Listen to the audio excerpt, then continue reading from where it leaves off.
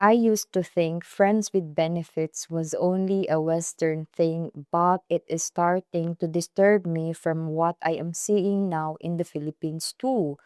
And it is completely changing everything I knew about dating when I was growing up, where traditional dating was highly expected by every Filipino. So, growing up in the Philippines, through high school specifically, I never heard of modern street slang like FUBU, which means F buddy.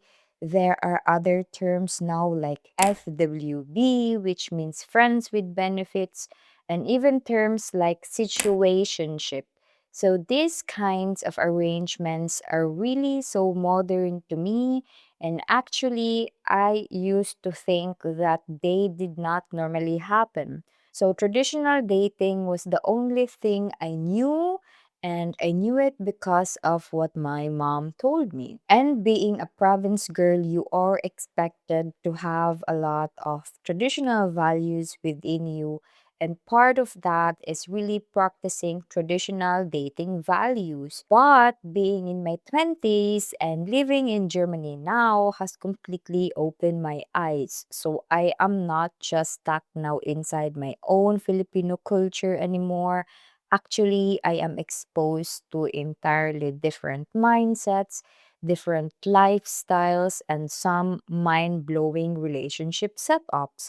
And recently, talking to friends back home and looking at their social media, I have realized something crazy is happening too. And these no commitment setups are suddenly popping up everywhere in the Philippines, both among teenagers and also adults. So, for today, we are going to deep dive into why this is happening. And the question is like, is it just a trend, or is the West, especially retired expats, who are having relationship with Asian girls, completely exposing the province girls and making them adopt these new rules of romance.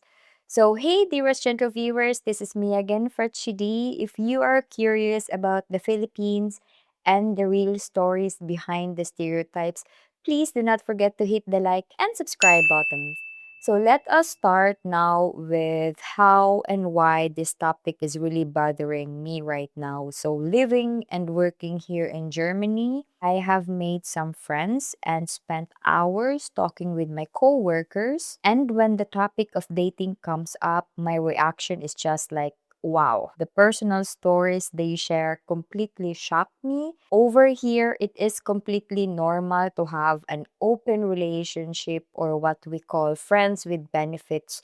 But to an Asian girl who grew up with traditional values, it does not make sense at first glance. Like you ask someone like, "Hey, are you single?" And a guy or a girl will say, "Yeah, I am single." But then a few days later, you see this person constantly hanging out with the same person, and they are even acting close and being intimate, and they even post a lot of pictures together on social media, and you find yourself asking them like, wait, so who is that? And they casually reply like, oh, we've been hanging out for years, we're kind of like in a relationship, but both of us are single. So it is so hard to understand how these people create and maintain such setups. So I am trying to figure out why these setups are actually working for them. And for a long time, I questioned myself like, why is this normal here in the West? But the more I observe, the more I listen, and the more I understand that it really boils down maybe to the independence and how people organize their lives in the West. So if you look at the priority list for a lot of teenagers and even older adults in the West, it usually looks like this. Their number one priority is always their career. They are into establishing a profession and financial stability first. And their second priority is work and daily responsibilities. Their third priority is having friends and social life, whether wild or relaxed social life. And last but not the least, their fourth priority is the romantic relationships with a partner. So when you see it laid out like that, so it kind of like makes sense to me. So people are just so heavily career oriented and protective of their personal freedom that they feel they simply do not have the time, simply they do not have the energy or emotional connection for a traditional high commitment relationship. A friends with benefits setup gives them the companionship and intimacy they want without long term planning or without heavy expectations. Now, do not get me wrong because it doesn't happen to every single couple here. Like in my job, I also take care of many patients, including young couples who are already happily married and completely traditional. But honestly, this casual setup is really common enough that nobody here is even surprised by it anymore. But you know what? It is not just about dating. As I stayed longer here in Germany, I realized that even the way Westerners handle separation and, let's say, family is completely different from what we are used to in the Philippines. So this really helped me understand also the bigger cultural picture. Let us take for example like divorce and separation. Like in the West, when parents get a divorce or break up, it is very common to see them co-parenting smoothly. They will literally meet up together with their kids to spend time as a family unit even if the ex-husband or let's say the ex-wife has a new partner. So everyone is often cool with it. Like they can sit in the same room, they can have a coffee together and put the children first. Now, let us look at the Philippine setup. Like I personally see this because I have a family member who went through a separation, and it is nothing like what I see here in the West. It is entirely different. Like there is usually high drama in the Philippines. There is this intense family feuds and long lasting bitterness. If a Filipino father or a Filipina mom gets a new partner, that new girlfriend or new husband is absolutely not welcome in the house of the ex spouse. Like the families will split into sides, the aunts and the grandmothers will also get involved, and a shared family dinner with an ex is practically forbidden.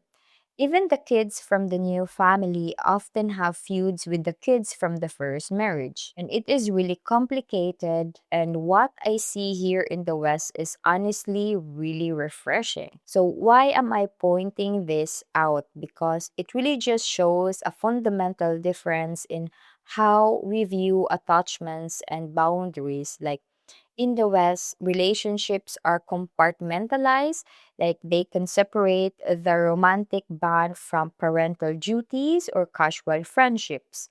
But in the Philippines, relationships are like all or nothing. When you love with the whole family, you love the whole community and your whole future. And when it breaks completely. So, knowing how deep and how intense and how traditional Filipino dating culture is, this brings me to my main theory like, why are these modern no commitment setups suddenly gaining traction in the Philippines? And I believe there are just two massive factors driving this, and those are social media and Western exposure. So the younger generation today is always growing up on TikTok, Instagram, they're exposed to Netflix. Like they are consuming Western media daily, they are watching characters navigating casual dating, situationships, and open relationships. So over time, what used to look weird or what used to look taboo in Asia begins to look trendy, begins to look modern and independent. The second factor is the rise of the global Filipino lifestyle. So many of the Filipinos now interact with foreigners, whether through online dating apps, working in international BPO companies, or whether you guys are just traveling abroad. So when you get close to a foreign partner or maybe a foreign friend, you naturally start absorbing their behaviors and attitudes and concepts of dating. But here is where the problem starts. In the Philippines, especially in the provinces, family pressure and social expectations are incredibly strong. Like there is a powerful cultural need to keep up appearances and be seen as doing better than anyone. So, in a traditional community, you are expected to court a girl. Like traditionally, this involves parana, which means serenading in English, where you go to the girl's house and sing a song to win her over, like leading up to pamamanhikan, which means the formal marriage proposal meeting. Like you as a foreigner, maybe you have to personally meet her parents, ask for permission, you have to bring gifts, and work toward a stable marriage. So imagine the massive difference now. Like on the other side, you have young Filipinos trying to adopt this cool Western friends with benefits or situationship lifestyle. Like they just want freedom, they just want casual fun, and they want to feel modern without having long term commitments. But on the other side, they are still living in a culture where their families expect real commitment. And by the way, in reality, people right now are completely renormalizing these setups because honestly, it is just so convenient, especially maybe with today's tough economy and the generational traumas that a lot of people carry. So, when everything else feels too expensive or emotionally draining, a casual arrangement feels easier. And you can find these setups literally anywhere now. I mean, we are talking about meeting people through dating apps like Tinder or Bumble, or even just crossing paths in person at work or social events. It is no longer hidden away, and it is becoming a practical choice for a lot of people globally. But personally, I do not think this kind of setup can easily survive long term in the Philippines because somebody almost always gets hurt. If two people genuinely agree to keep it short term and just for fun, and both are 100% on the same page, then there is no problem. I mean, it is their life, their decision, and I am not again here to judge anyone. But the reality is that Asian girls, especially those with less dating experience, often enter these setups hoping it will eventually turn into a real committed relationship. And it hurts me to think about that. Like they think if I act cool and accept that being a friend with benefits with this person, eventually he will fall in love with me and marry me in the future. But in a Western style setup, that rarely happens. Like, I just wanted to point out in this video that if you are navigating the dating scene right now, like whether you are in the West or out in the provinces in Asia, here is my biggest piece of advice for you. Always know your limits, like be completely honest with yourself about what you can and what you cannot handle emotionally.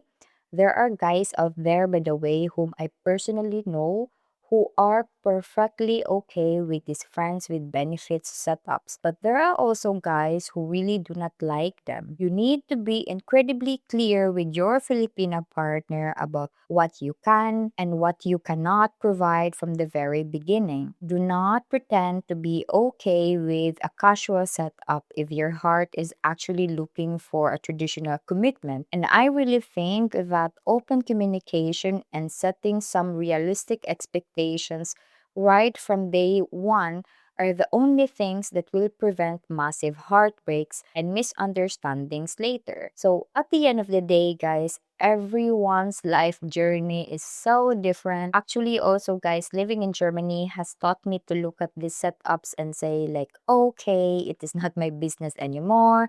Let people do what makes them happy. But I also know the beauty of our traditional Filipino values, and I will personally stick to them. Like, I have some question for you guys. Like, what do you guys think? Like, have you noticed also these friends with benefits or situationships becoming the norm in your group of friends in the Philippines? And do you think it can actually work in our culture, or is it bound to end in heartbreak? So please drop your thoughts again in the comment section below. I really want to read your stories and perspectives on this. So that would be all for now, guys. Thank you for watching. Please do not forget to hit the like and subscribe button for more insights like this. See you in my next video. Ciao!